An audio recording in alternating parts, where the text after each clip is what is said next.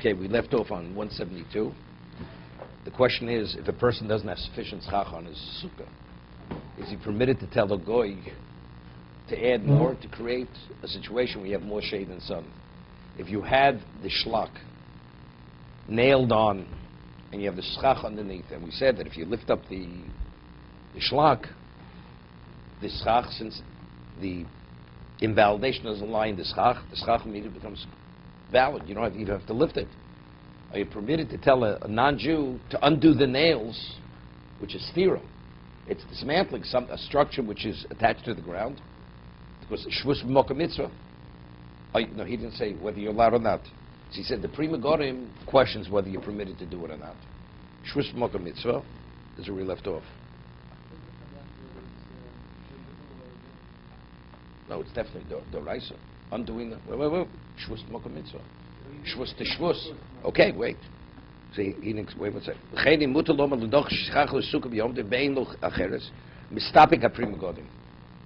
He questions. V'siyem, he concludes. We didn't say what he concludes. That's where we stopped yesterday. He's mistapik. He questions whether you're permitted to do this. V'siyem, he concludes. Lahoros heter. Choliluli. He says to give a heter. He says, God forbid, you cannot give a heter to do such a thing. As he's saying, shvus mokum, you need shvus to shvus. It's only one shvus. V'tzorchim v'cholzeh ad kan l'shono. He says, but evidently it's not so simple. It's not so simple. He says, God forbid I should give a heter, but he says, after everything's said and done, it's not so simple. Evidently there is maybe a reason to permit it. What about it's a twilight period? Right? So we're talking about it's a suffix. Twilight, it's suffix, Yom Tov not. Right? So then, right, he says, Nire bevadi yishlohokil b'zeh al yidei akum. To have a non-Jew, it's bein hashmoshos. You realize bein hashmoshos, you didn't undo the nails on the shlach. Or when it was there, if you've got to take them out, you can tell a non-Jew during the bein hashmoshos, to take them out. Okay, shlo yeshev.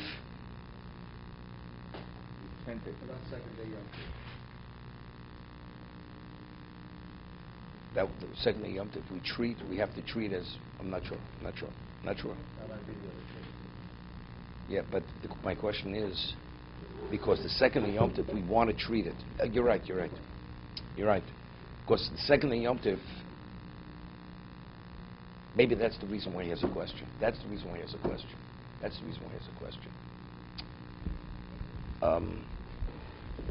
Second Yom Tov definitely would be permitted. Why? Let's say before, the Gemara says today we know Kvira Yarchu. We know the mathematical calculation when Yom Tov is. We know the first day is the what do we keep second day? So Gemara says Midag Avaseni B'Yadeinu, because since in the ancient days it was a suffix d'oraisa, when the month began, so they really didn't know when Yom Tov was, it the first day or the second day. So let's say this same question would have come up. They had the roof nailed down, and you have kosher schach. Are you permitted to a non-Jew on the first day Yom Tov to undo it? First day Yom Tov is no different than Bein HaShmoshos, correct? It's no different than the twilight period. It's a question, is today Yom Tov or not?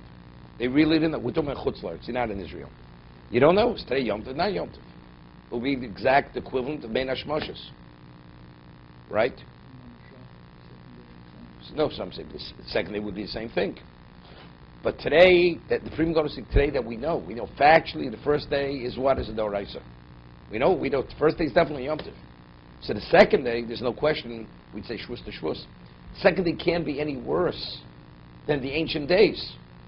Right? The first day can't be like the ancient days, because factually we know today is definitely first day Yom Tov is Yom Tov. So you only have one shvus. Second day, you say, well, maybe we want to give it the same status as the first day. But even if you give the same status as the first day, it can't be more than it was in the ancient days. Right? In ancient days it was a suffix, which day was Yom Tov.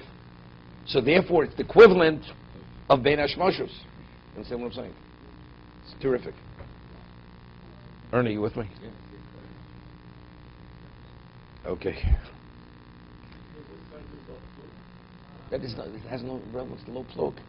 You can't be any more machmir today than in the ancient days. The second day is purely rabbinical. But we treat it like in the ancient days. And what was it in the ancient days? There was a suffix.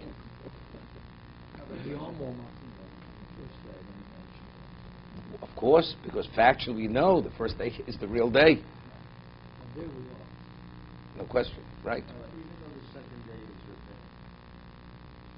But You keep your second day, the minute I send you a dinner, keeping the second day of dinner, is that itself the lesson? No. It's based on a posuk. There's a concept. It's because if we should ever forget how to calculate, do the mathematical calculation when the month began, we're in a bind. You never have a question where it's a 3-day question. Let's say the Jews were in concentration camps. If a person didn't have a calendar, you really lost track of time. You don't know which day's Yom Tov, which day's Yom Kippur. We'll keep 2 days because you never know. It could be forgotten when it began or whatever it may be. So you're in a flux. You're in a bind over here. Keeping 2 days, you always play it safe.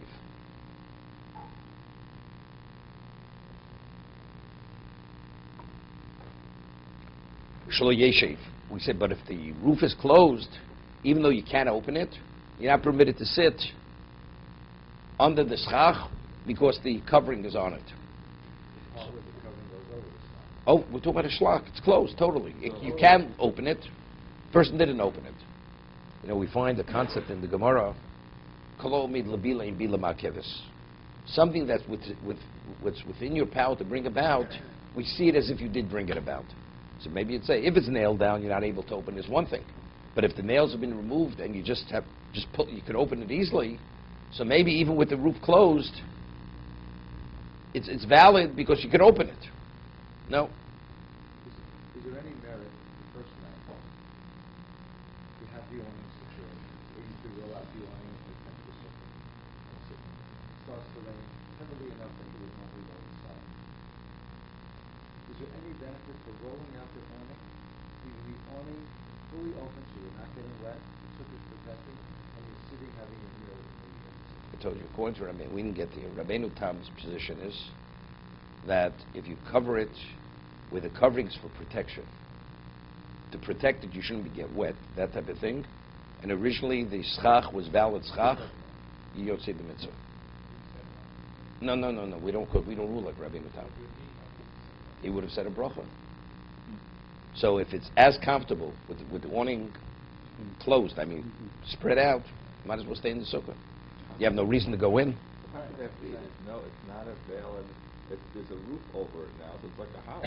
No, it's not. It's not a roof. It's not a roof.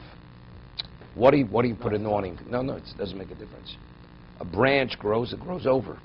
What does the branch grow over? If it provides shade, it's a problem. It's not valid. The branch grows over. Again, a branch is not valid. But here with them, you covered it. Why did you cover the sukkah? Did I cover the sukkah because I want my sukkah to be in a house? Because I want the sukkah to be protected. So therefore, it doesn't negate the sukkah. It's for the sake of the sukkah. Here, when you have a roof over a sukkah, there's a roof. So you have a roof over the schach. Of course, it's it's not a valid sukkah. But here, I put a covering to protect me from whatever it is, from the elements. So why is it there? It's there for the sukkah. So I should be able to sit in the sukkah. That's where Rabbeinu Tam says that doesn't invalidate the mitzvah. We don't rule this way. Factually, it's not valid. You're not yotzei the mitzvah. One does not fulfill the mitzvah. So if you had that situation, you go back inside. I don't. We sit. Sit in the sukkah? Just as comfortable with the awning closed. Spread out. It's just as comfortable as if it would be open. So why go in? If you have a chance, you could fulfill the mitzvah according to Rabbeinu Tam. Besides the inconvenience, you have to bring everything back in, right?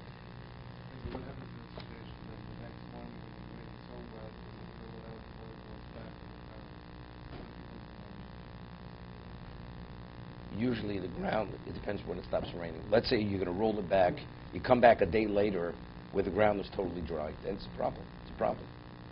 Yeah. So what I would do is I would get a non-Jew to open it, and it's a mloch shein tzrika l'guf. I'm not interested in watering the ground. It's a psikration of nichalei. Am I interested in watering the ground? I'm not interested in watering the ground. And having it open, so it would be a shvus to shvus mocha mitzvah. Yeah. No, but usually there's grass off to the side, right? So the water runs off, so it's like you're watering the grass. So it's a problem. Okay. It is a psikration, definitely. Sure. But it's a psikration lo nichalei. I have no interest in it. So for you to do it, you're not permitted. But to ask a non-Jew to do it, he would do it for the sake of the mitzvah. He has the pergola. Pergola is no problem. The amount of research that went into that, you could have learned the laws of Sukkah twice. Okay? No, that within a halacha context I'm talking about. Okay. Okay. Yeah, because you tacked my brain. Okay. Chaf Aleph. Shelo yeshev. You shouldn't sit in the sukkah with the roof covering closed. V'avik yoshev b'sukkah shenivda b'stoch habayis. V'tzorch lizoshi agagos niftochem heitiv lamod begova shove im adfonos. This is interesting. Today, everything is done with precision, and things work. In the olden days, what happens if you have these two boards coming down on hinges, and they become warped? See, even when you raise them straight up, they're could be on a diagonal. It's slightly tilted, slanted.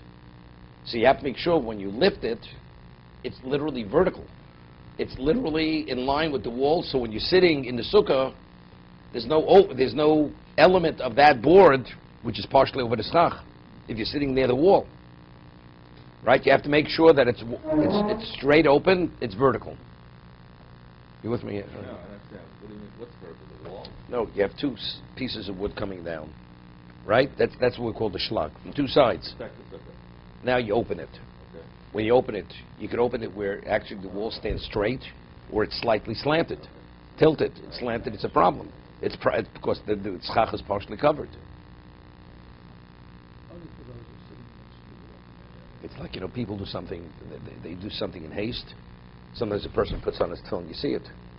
And his shirt is partially under the strap. He's in a rush, and he doesn't make sure that the strap is totally on his arm, or he'll put his tefillin sharosh on, and his yarmulke is under the strap. You're not yotzei the tefillin, right? Because the tefillin the strap has to be totally on your head. But it's a chatzitza. So a person in rush, in haste, puts it on, thinks he fulfilled the mitzvah. He didn't fulfill the mitzvah. So, you open it up quickly, and it's not open, it's not vertical. You're sitting there, under the something which is not valid.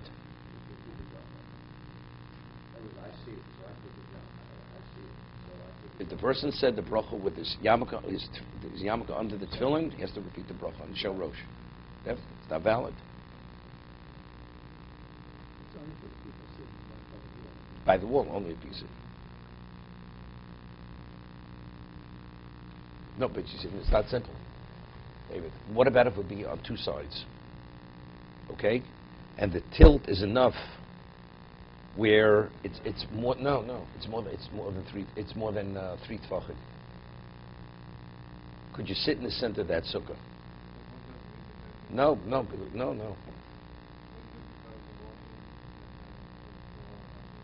No, but it's too high up, right? Because now the sukkah only has two walls. The two side walls now are actually detached from the sukkah. Correct? If you only have one side, it's not a problem. But if you have it on both sides, where it's on a slant, then that means both walls have been negated. So what am I left with? Only left with the parallel walls of the sukkah. Just like two walls is not sufficient to validate a sukkah. Yeah, but the schach has to touch the walls. No, Gurasik is where the schach is aligned with the wall. The wall goes up, and the schach here, the schach is below. It's below. Oh, it's below. Right, because there's a schlag. There's a roof covering. You open it, and it's like this. You didn't open it sufficiently. So if it's within 3 tvachim, it's not a problem. But if it's more than 3 tvachim, let's say it would be then it's a problem, because now the wall is negated, is removed from the sukkah. It's no longer the structure. Halachically, is not intact anymore.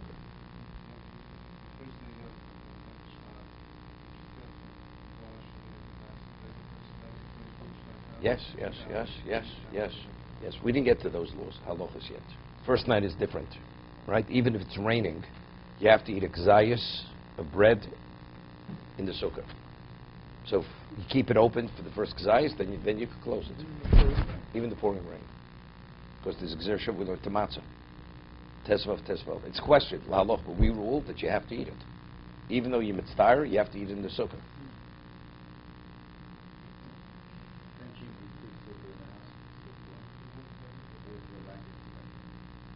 Well, tell me what happened. No, but you closed. No, you closed it. Afterwards, you close the roof. You stay there. You bench in the same location. They go in the house. Well, they continue eating the meal. So they go in the house. They eat the kzayas. Go, and then they continue eating in the house. So what's the question? If I eat a kzayas and I have in mind I want to continue eating at your house, you live 2 miles from me. If I could eat at your house 2 miles away, if I have in mind, if I continue eating, could I bench in your house? I could bench in your house, right? No, it's two separate things. No, definitely not. You have to say the Kiddush also? Well, you can't eat unless you say Kiddush, yeah. Same, but can you say the Kiddush in the house and go out, sit down, and have the... Good question. Seemingly, the Kiddush could be said in the house. But then you have to have Kiddush Makom Suda. Right? No. Yeah, but you can't eat the bread. Okay. Seemingly, you can say the Kiddush in the house. Usually, if the sukkah is right off the house, you usually go look from the sukkah. You can look into the sukkah, right? Yes, it's like one location. Visually, you can see the location is one location. Okay, to be continued.